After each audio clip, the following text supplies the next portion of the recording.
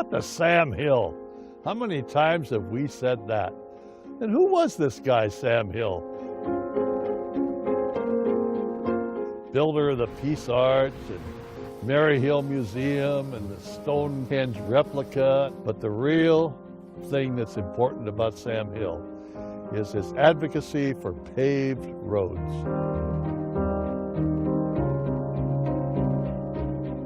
He was into making sure that we all had a comfortable ride across the countryside.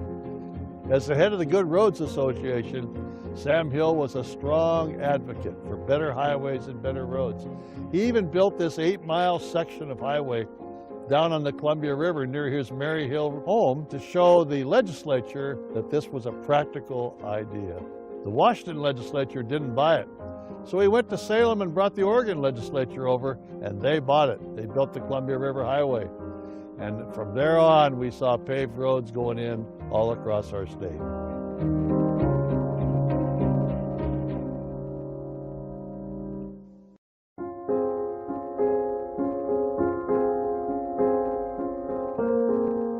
Mary Hill was built, designed to be just across the Cascade Curtain in better weather. And Sam Hill designed it for a house, but it never really became that. And his good friend convinced him, let's make it a museum.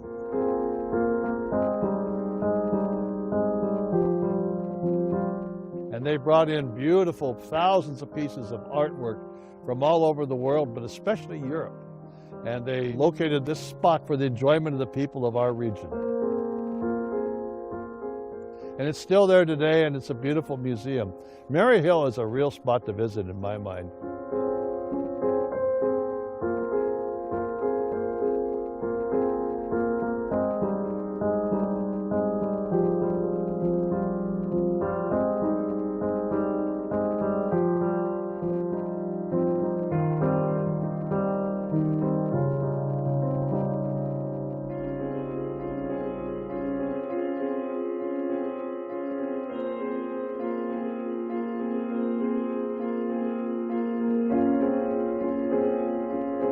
What the Sam Hill?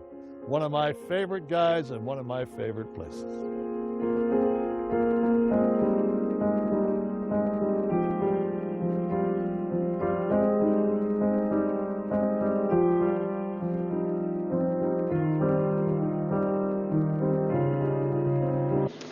Thanks everybody for coming today.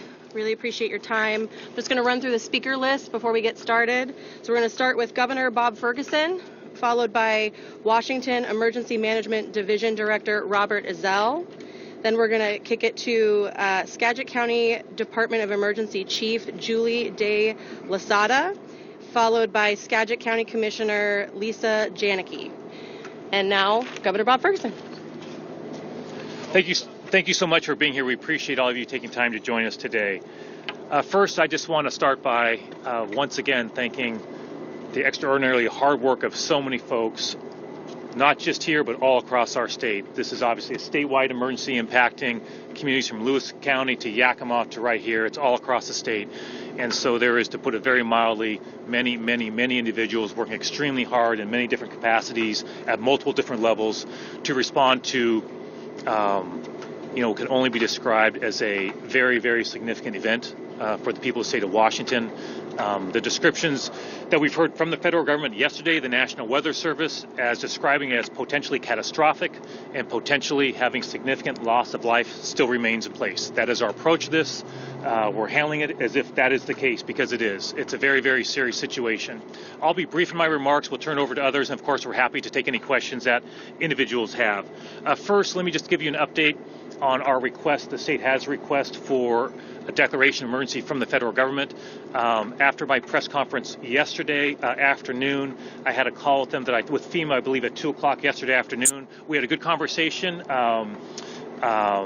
with General Welsh and others to describe in detail the situation here in Washington State and really the tremendous need that Washington State has for assistance from the federal government.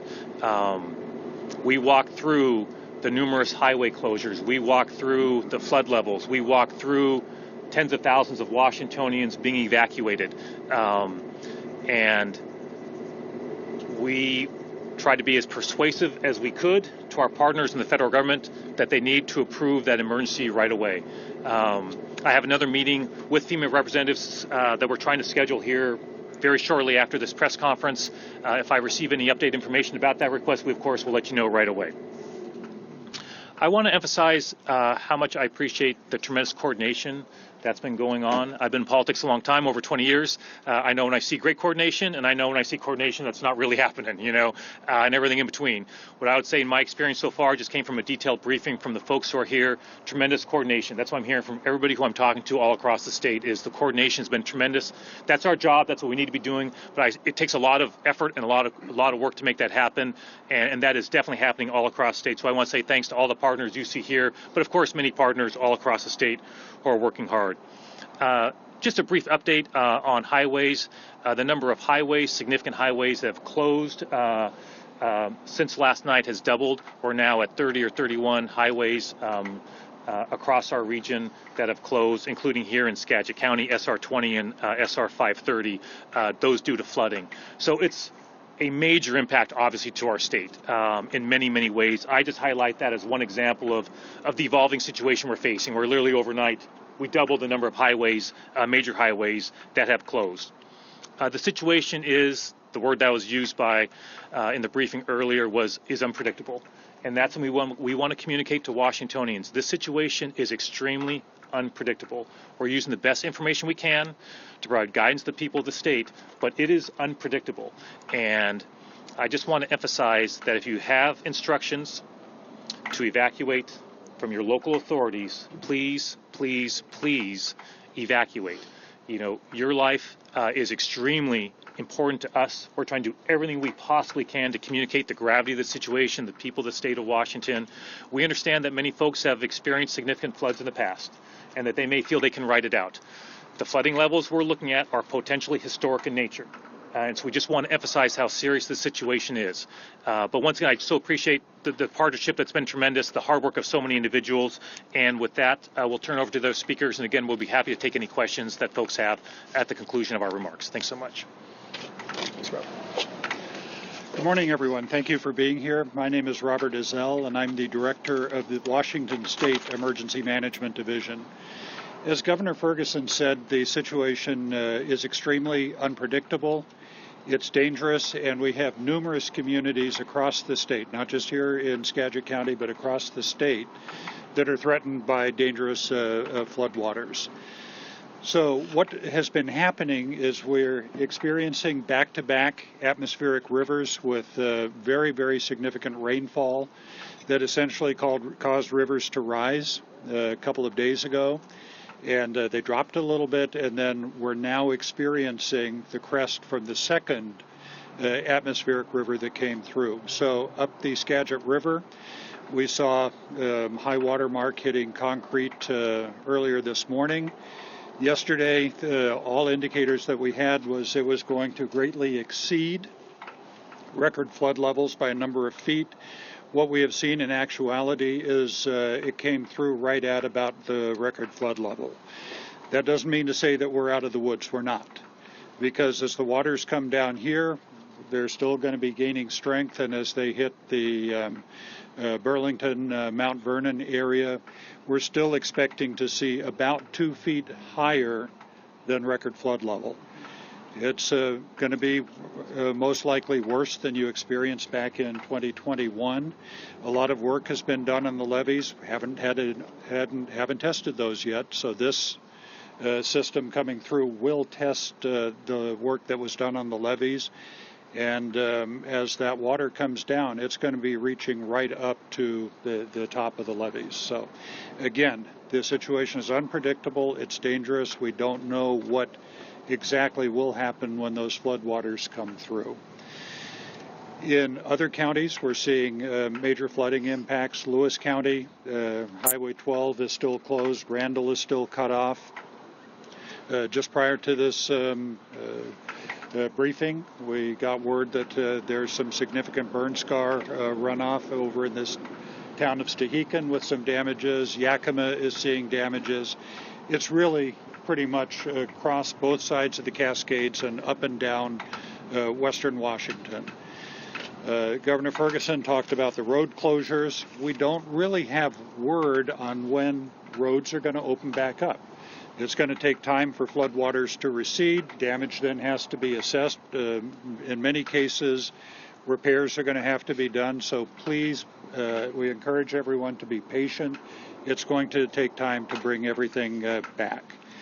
So with that, I just want to conclude by emphasizing, please follow the instructions of local first responders. Stay out of high waters, especially stay out of moving water. Do what you need to do to keep yourself safe. And so with that, I'd like to wrap up and turn it over to Julie De La Sota. Thank you very much, Robert. Good afternoon. I'm Julie De La Sota, Chief of Emergency Management for Skagit County. First of all, I really want to thank all of our tribal, state, local, federal partners with the Army Corps. We cannot get through things like this without a partnership, without a system, and without intense manpower to get through these really critical, complex incidents.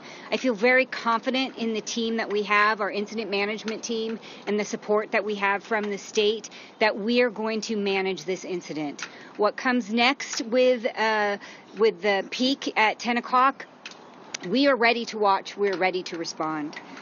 I want to thank the Skagit Valley College, Skagit Transit, and San Juan County Emergency Management, who have provided support to us beyond their every day-to-day work. It's really helped us get through this. I really want to encourage people that if the community has questions or needs, to please reach out to our help desk. We have a phone line that's been set up. It's 360-416-2090. We also have a web page that has been restored. It crashed yesterday, but it has been restored. SkagitCounty.net. And go to the Emergency Management Division, and you will find information that will help you navigate this crisis and navigate resources in the community. Stay strong, Skagit County. We get through things like this together. Thank you. Commissioner Janicki. Good afternoon. Lisa Janicki. I'm a Skagit County Commissioner and representing our Board of 3 commissioners. I want to underscore that no matter where the river ends up in Mount Vernon, it is still going to be at or the actual historic event. So we can't let our foot off the pedal yet. Safety is our number one concern. And people who are watching this at home, you are responsible for your first level of safety. Please be preemptive. Please get out. If you are in that defined flood zone, if you have a fear that you might flood, please get out. Phone a friend. My daughter is housing 3 other families at her place, including one in an RV, just to get them off of the 100-year floodplain. But there are also shelters set up. The same site that Julie just listed for us has resources where you can get to a shelter. Your personal safety is the most important part now. We are in these last few hours before the river is going to crest in Mount Vernon. It was mentioned, but I want to say it again, because up here sometimes it's a gaming thing of, can I drive through the water? How deep can I go? We've watched it on newscasts of cars driving, Teslas driving through water. Please don't do that. Don't do that. Not just obey the signs. Be smart and get yourselves home and take care of you and your loved ones. And then as I was coming through here, I was really happy to see how many businesses have closed down proactively in Burlington and Mount Vernon. That is really good policy, and the school districts have closed down preemptively for both Thursday and Friday. What I did see that is nuts is people are walking their dogs on the tops of these dikes that may fail. We were just talking about, we're hoping they hold, but there's seepage in some spots. It's posted, do not enter, do not walk on those on those dikes, and let the folks working to reinforce and keep those dikes functional get their cars. There may be trucks or cars there. They're not there as observers. Get off those dikes, get home, and take care of your loved ones. And, finally, I want to just add a giant thank you to this huge group of support that Skagit County has. We absolutely could not do this alone.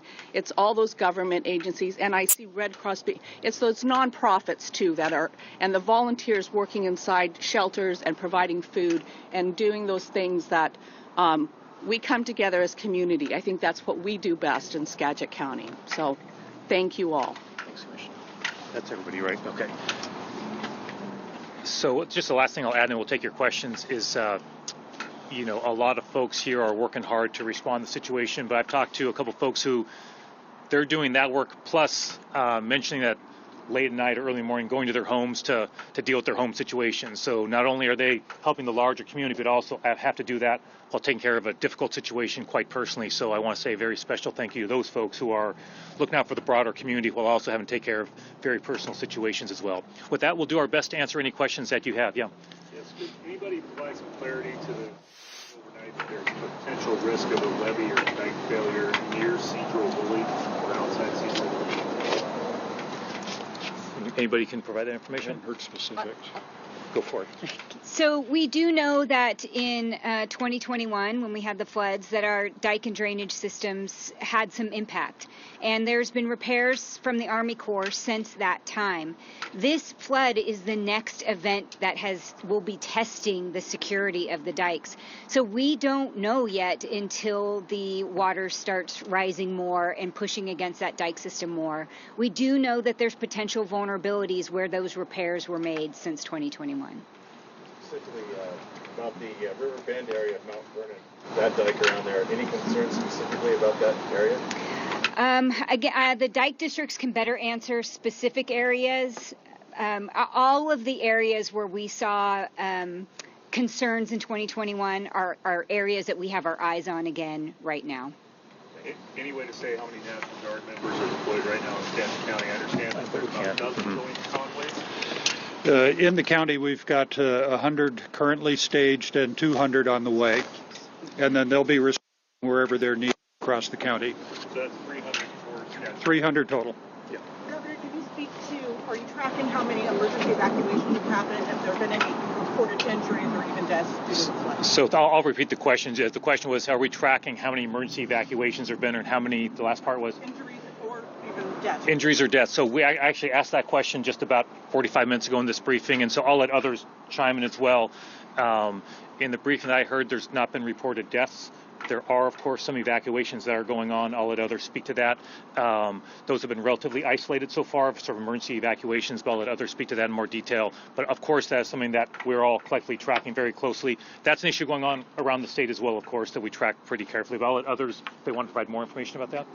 I'd like to invite Lieutenant Jeff Willard from Skagit County Sheriff's Office to talk about the response that the Sheriff's Office has provided. Thank you. Good morning, everybody. So the Skagit County Sheriff's Office has initiated emergency staffing. We did that last night where we're on emergency 12-hour shifts. We have doubled our staffing. We're now responding with approximately 30 deputies per shift, 24 hours a day, now going forward 7 days a week.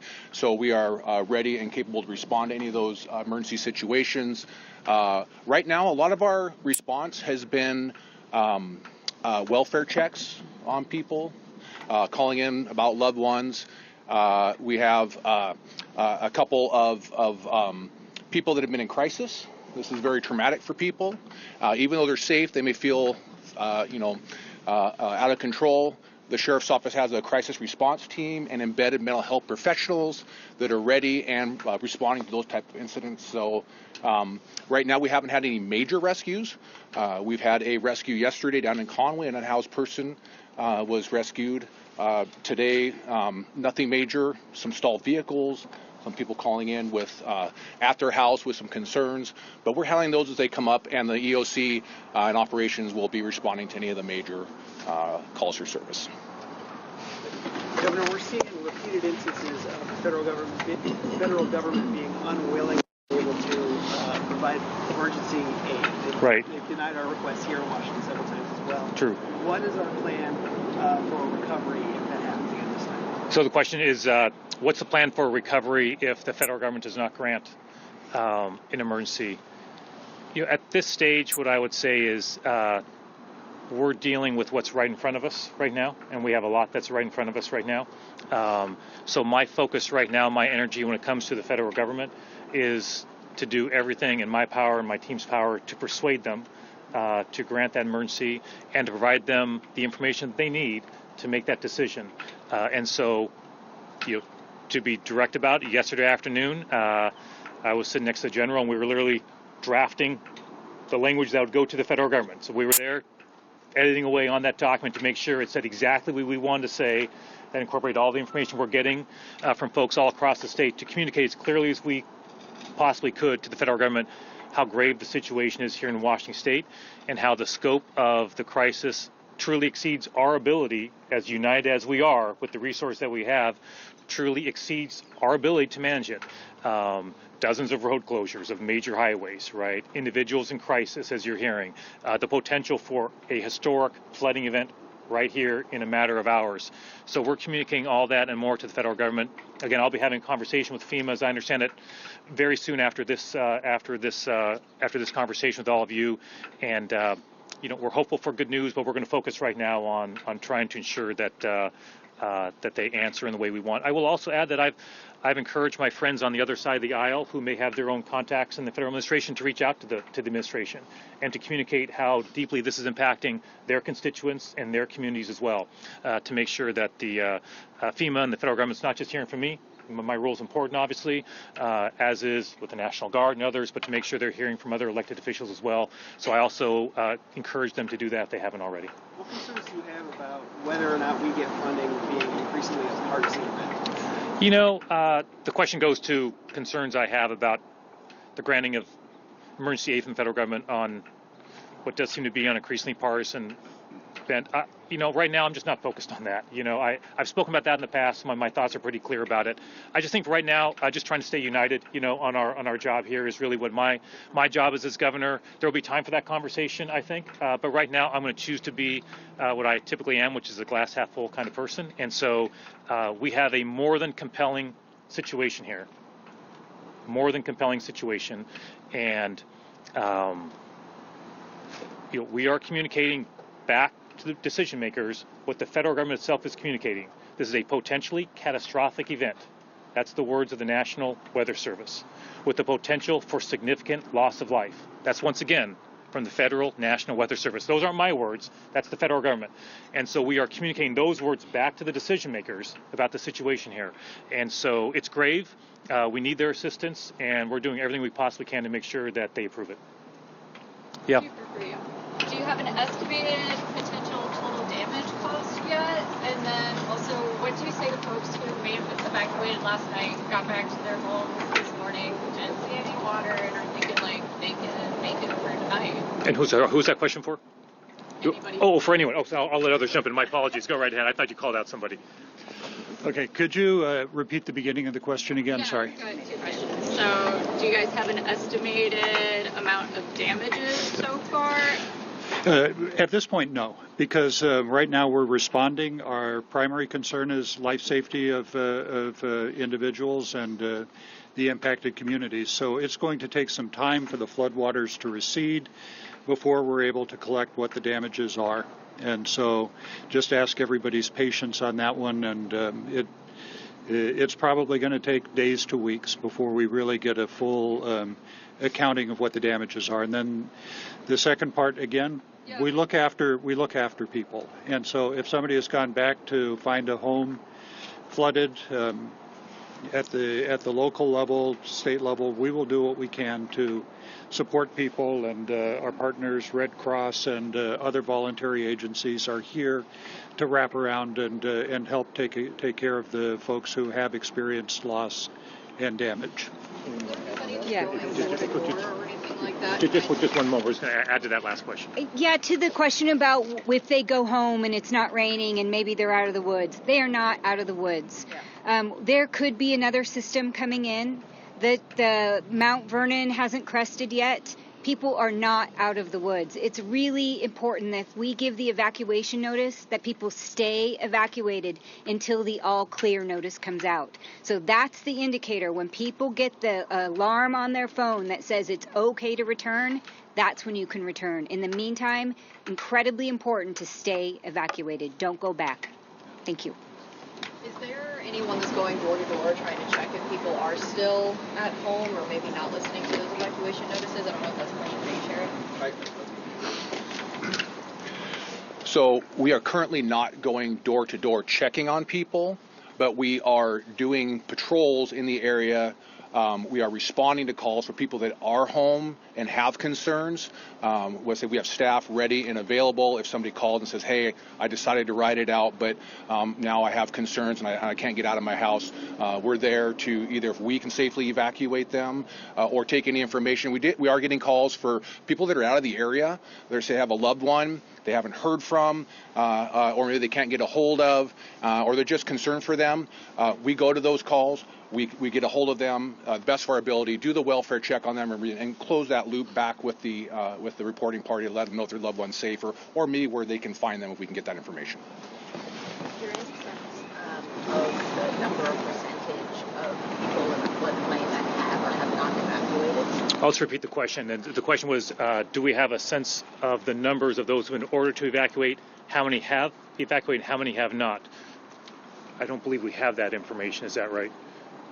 Yeah, I asked a question similar to that earlier in the briefing, and the answer was, it's as you might imagine, it's difficult to know at this stage. Yeah. Are there any numbers of those in the shelters?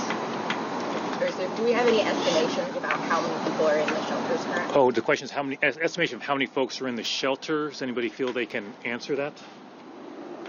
I have not been briefed on that yet. We do know that we have 3 shelters running. There's one in Mount Vernon, I believe, one in Cedar-Woolley, and then the county has a cold weather shelter that was already stood up before this event that will not turn people away.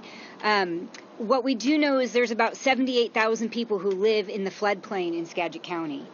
Not all of those people need shelters. Many people very proactively went to family, to friends, to other places. So we are not anticipating the need to shelter that many people. At the last operation briefing that I received, we think maybe 3,800 people might need sheltering. And that's the last update I have. Thank you. Yes. What does recovery look like after the crest, and what will the National Guard I want to speak to the National Guard. Do you mind repeating the question, if that's all right? Okay, the question was, what does recovery look like after an event like this, and what's the role of the National Guard in recovery? So again, there's a number of variables that we would be looking at, and again, it's the extent of damage, it's the number of homes that experience either major damage or are losses. It's looking at the insurance level, because generally insurance is the primary recovery tool. And so then the programs that follow are generally to help those who are either uninsured or underinsured, and that's either at the federal or the state level, the programs that we do have. And then as we move from the immediate taking care of individuals and families that have experienced loss, helping them through the immediate aftermath. Then we kick into long-term recovery. And what that will generally look like is facilitating the communities being able to stand up a long-term recovery group, bringing all different forms of aid. Our voluntary groups will all be in there, and Red Cross, Adventists, many others that will look at bringing in, coming together, supporting the community, in many cases helping rebuild homes, restore services, and then long-term recovery is a multi-year process. It's not something that's going to happen in just a couple of months, and so we will be there as a partnership with the county and with the communities for years as we work through this process to get them back on their feet again, to restore and build back to hopefully a better state than it was before the disaster impact. And I know that's a one over the world answer, but that's about how it works. Thank you. Any other questions we have? Yeah, Chris. Numbers to clarify, you said 300 guardsmen in Skagit County. What about statewide right now?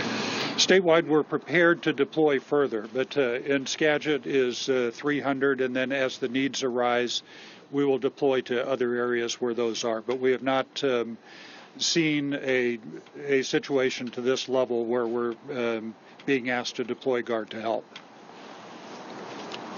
Any final questions? Folks will be available, I think, afterwards as well if you have individual questions. Just a final thought, I just will say that, and I mentioned this to a few people behind me, that the Skagit River's had several major floods over its history that's been recorded, which is now over 130 years of recording it. In 1897, I think it was, there was a major flood. I'm familiar with that because my family was homesteading on the Skagit River, very close to Marble Mountain on the south side of the river, a couple miles down from west of Marble Mountain. They were right on the river. That's where the homestead was. That was a major event in my family's experience in Washington State, as you can imagine. And so I'm very much aware of the impact on communities like Marble Mountain, like Rockport, and others, where people are being impacted by a major event. So I care deeply about all parts of the state, but I think it's fair to say that communities along the Skagit River are first among equals in my family, as you might imagine. And so I just want people of this community to know I'm deeply invested in what's going on here. We're communicating that wherever we can. I'm deeply appreciative that every time I seem to ask anybody who's involved on recovery all across the state or handling what's going on, when I always ask the same question, which is, do you need anything more from the state? Are you getting everything you need? The answer is always no, we're getting what we need. And that's going to be evolving, right? Not just for days, but for weeks and probably for an extended period of time to come. So that's the answer we want to hear. We're going to make sure we're doing everything we can, working together, tribes, local governments, first responders, everybody who's here and many others, federal partners, to make sure we do everything we can to get through this experience together. Thank you so much for being here today. We're hopeful to do this again tomorrow. We'll keep you posted. Obviously, Brianna from my team will keep you posted. But our hope is to do something like this again tomorrow. So at one moment in time, you can get all the experts here to communicate about what's going on. Thank you so much, everybody. We appreciate it. Thanks, sir. Yeah. Thanks, General. Yeah. Thank you. Appreciate it. Yeah. Thanks, guys.